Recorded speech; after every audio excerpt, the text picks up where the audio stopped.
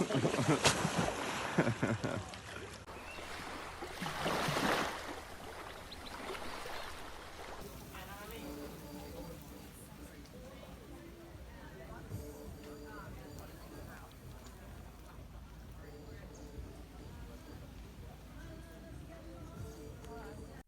everyone, it's Rock Travels. I'm back with another video. I'm kind of gone against what I said I was going to do in the way of going between useful videos and funny videos. I'm doing another funny one because it's hilarious and it gives me a really good opportunity to embarrass one of my best pals, Tom, who did Asia with me a couple of years ago. This story is all about Cambodia and in particular Sihanoukville and Koh Rong Samloen, which is like a little island off the southeast coast of Cambodia. Before we jump in, I just want to say thank you again for all the support in the last video, and if you can give me a like, comment or subscription or any sort of feedback, that all helps me quite a lot, so thanks in advance for that. And also make sure you're staying safe with COVID-19 situation as well. Make sure you're just staying hygienic and following government's orders, just so we can get back to normal ASAP and we can start travelling again ASAP. Now, anywho, let's jump in. So what this story is all about is me and Tom basically stayed at a Mad Monkey hostel, which are unreal in Asia. If you ever go, look for them, they're your go-to, they're really good.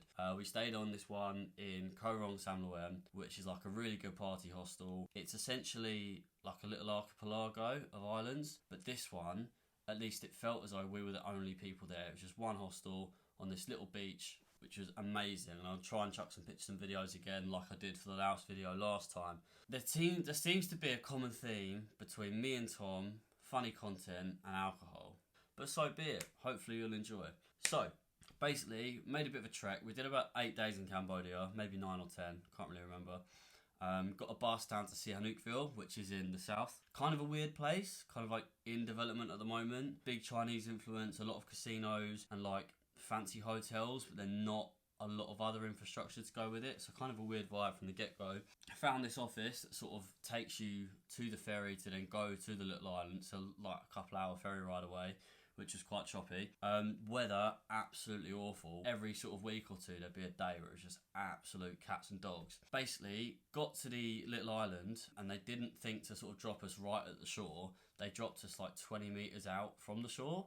So we're walking in water up to sort of like this sort of level, carrying big bags, getting soaking wet, holding all our electronics up in the air like this. But anyway, got inside, dried off, and just sort of like started to crack on in the way of like eating and drinking, just sort of having a bit of a party. Really good, loved it to bits, but again, because of our own fault, went a bit downhill. So the theme was basically you go on the beach or like the little beach, and these kids do this like really good fire show, which was amazing to be fair. Like, that was really impressive. Then after, everyone sort of has a bit of a drink and a dance and a bit of a boogie. And then you go in the sea. I think some people were skinny dipping, but like, no thanks. Wasn't really into that when there's loads of rocks everywhere. About 10, maybe not 10, I don't want to make Tom look that bad. About half an hour in, Tom went missing, as he always does. Used to it by now. But when it's dark and there's alcohol involved, I do worry a little bit. So we were travelling with a group of guys from England who live quite near us, sort of like London and Surrey, that sort of area, who were really great. Basically, we'd lost 3 of them, Tom being one of them. Then I was with this boy called George. If you're watching this, mate, good lad, love to bits. Eventually, I was sort of in the city with like everyone from the hostel and thinking, right, it's a bit strange that Tom hasn't appeared for a while. So I was like, okay, let's just make sure he's not in bed or done something wrong. Eventually, heard him screaming and like laughing and I don't know, just like making weird noises. Turns out he was buried up to his neck in the sand. This beach was like, I don't know, it wasn't the nicest beach, but it was like good enough, but very small. But 2 of the guys we were with, it was hilarious to be fair, just buried him up to his neck in sand, and you just couldn't see. All you could see was just his like little head sticking out of the sand. And then he got out of the sand eventually because like, I like unburied him from it. And then we just went back in the sea, started messing around a bit. Obviously, water, as you learned in the last video, water, like sea water, river water, combined with alcohol, never works. Avoid at all costs. We're in the sea, we're basically on these like swings and like rope swings and stuff, just sort of like mucking about really. I was not in the best state at all anyway, so everyone was sort of titting around a bit and just doing what they want. And I thought it'd be a really good idea to climb on top of one of the rope swings, which is just like 3 planks of wood, like a this shape, like a little square, like a square. Being smashed and climbing on something isn't a good idea. Did it anyway. Was basically sitting on there thinking I was like, thought I was a big boy basically.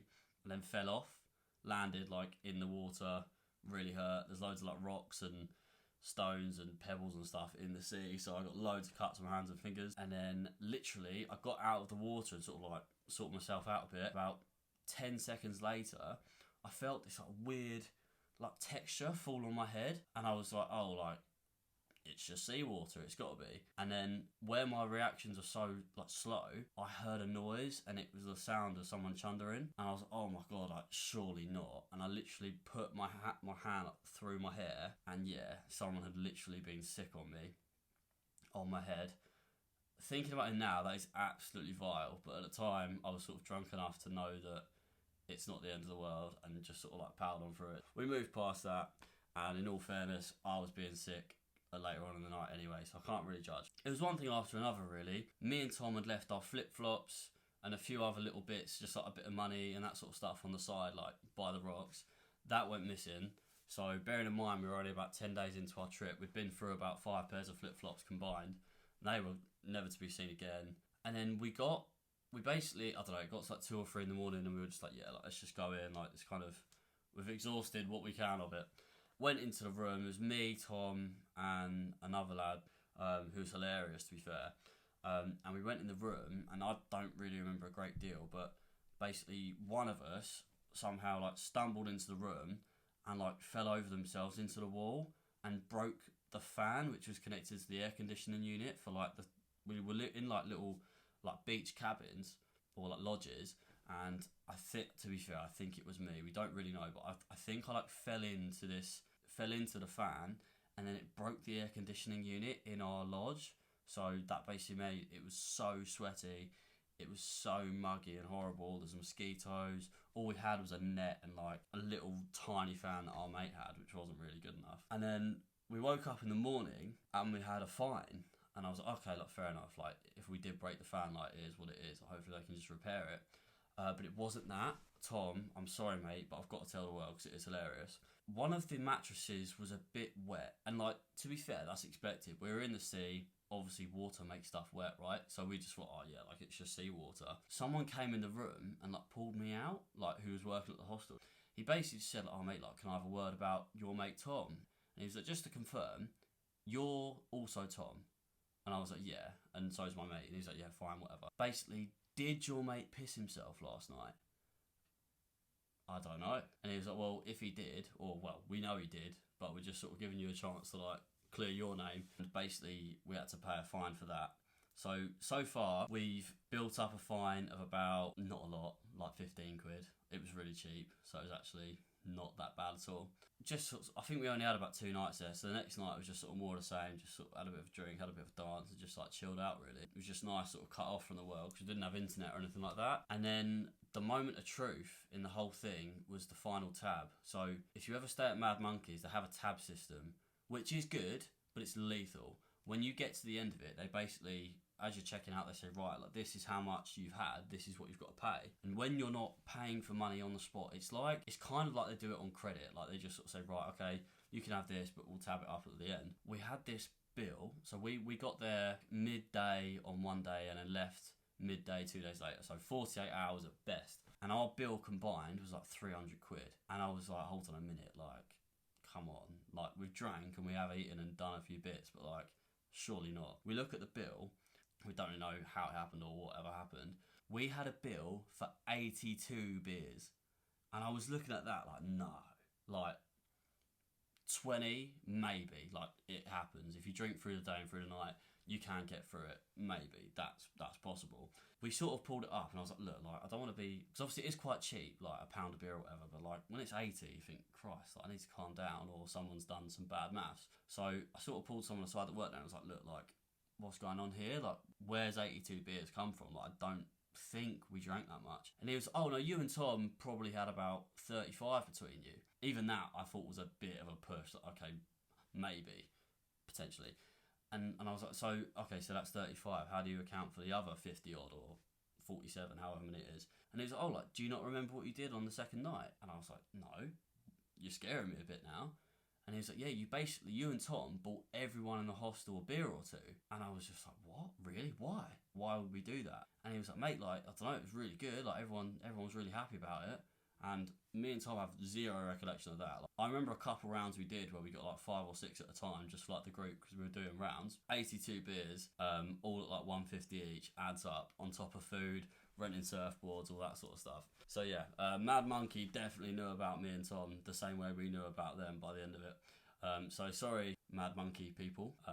Hopefully we won't ever terrorise you again, but we also may well do. So it was kind of like a sign from the universe that we had to leave.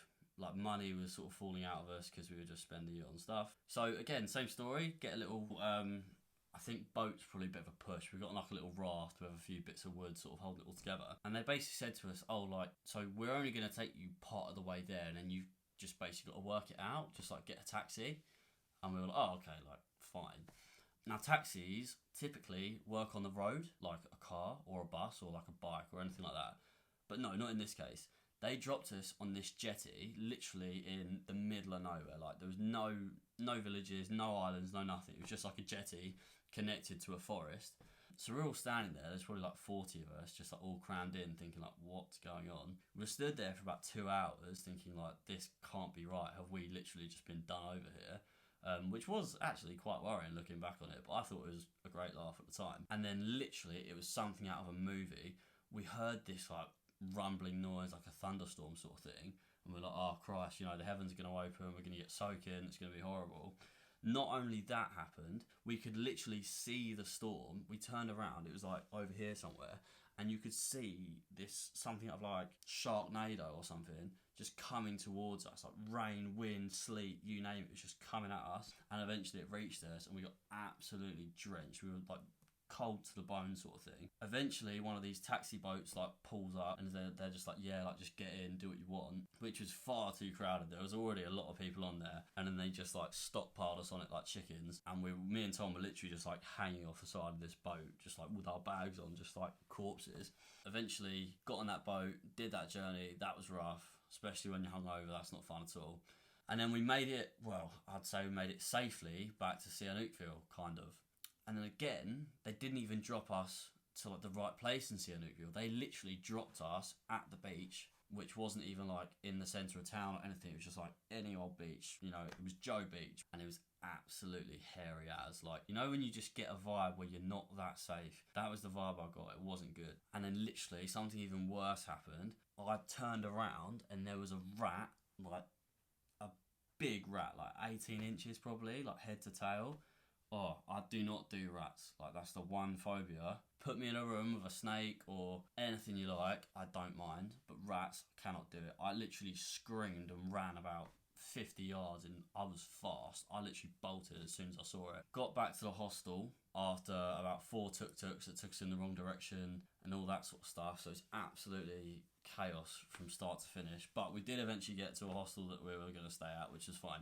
In terms of like the 3 or 4 days we were there, pretty hairy to be honest. Some of it our fault, some of it not. Plenty to take away from it really, and I probably should do some information videos on this sort of stuff, and I will, so stay tuned. Like I said previously, Ruck Travels is the place to be on Instagram for sort of like regular content. I've put my Singapore and Laos recently on my story. Gonna do Cambodia to sort of like link up with this video. It was like the final story highlight for Asia. Then Asia is done, so I'm going to be moving it over to the likes of South America and Western Europe. So hopefully that's going to give us a bit of a filler to work with for the next sort of couple of months or so. Yeah, like I said previously, like, comment and subscribe. It helps me out a great deal. If you're bored, just sort of like let your family know that I've got a channel and it might be quite funny. If you like the videos that you've seen previously and you like this, feel free. Stay safe during these troubled times. In the way of travel, it is obviously it's game over at the moment. If you want any sort of videos about how coronavirus is affecting travel or how it's affecting day-to-day life for me or the world or anything, or how to stay busy,